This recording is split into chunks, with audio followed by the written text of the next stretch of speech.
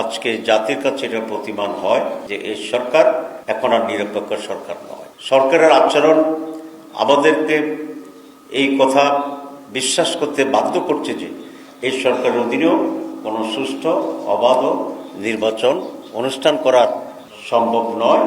আজকে আমি খুব স্পষ্ট করে বলতে চাই, আজকের প্রধান উপদেষ্টাকে নানাভাবে বিভ্রান্ত করছে 3 জন উপদেষ্টা, এবং তারা ভুল তথ্য দিয়ে নানাভাবে বুঝিয়ে একটি দলের হয়ে কাজ করে সরকারকে একটি সুষ্ঠু নির্বাচন যাতে হতে না পারে সেদিকে নিয়ে যাওয়ার জন্য একটি সুকৌশলে অপচেষ্টা চালিয়ে যাচ্ছে।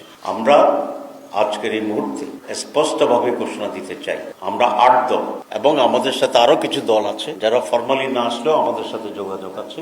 আমরা সকলেই আগামী ফেব্রুয়ারি মাসে রোজার আগেই একটি জাতীয় নির্বাচন অনুষ্ঠিত হোক এই ব্যাপারে দৃঢ় প্রতিজ্ঞবদ্ধ, এবং সেই জন্যই আমরা আমাদের সকল প্রস্তুতি সম্পন্ন করার জন্য আমরা মাঠে কাজ করছি। কিন্তু যেই কারণে জনগণ বিগত 15 বছর আওয়ামী লীগের পিরিয়ডে বঞ্চিত হয়েছিল ভোট থেকে, এবং সেরকম অবস্থার পরিপ্রেক্ষিতে আজকে বাংলাদেশে এই দুরবস্থা তৈরি হয়েছে, ঠিক একইভাবে আরেকটি নির্বাচনের মহড়া চলছে কিনা, আরেকটি পরিকল্পিত এবং পূর্ব নির্ধারিত নির্বাচনের রায়ের ভিত্তিতে নির্বাচন অনুষ্ঠিত হচ্ছে কিনা এ ব্যাপারে আমাদের মনে এবং জনগণের মনে আশঙ্কা তৈরি হচ্ছে।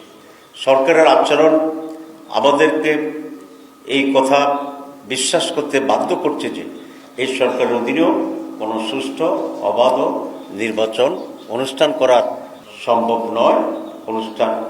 নির্বাচন অবাধ হওয়ার ব্যাপারে আমাদের ভিতরে যথেষ্ট সংখ্যা এবং আস্থাহীনতা তৈরি হয়েছে।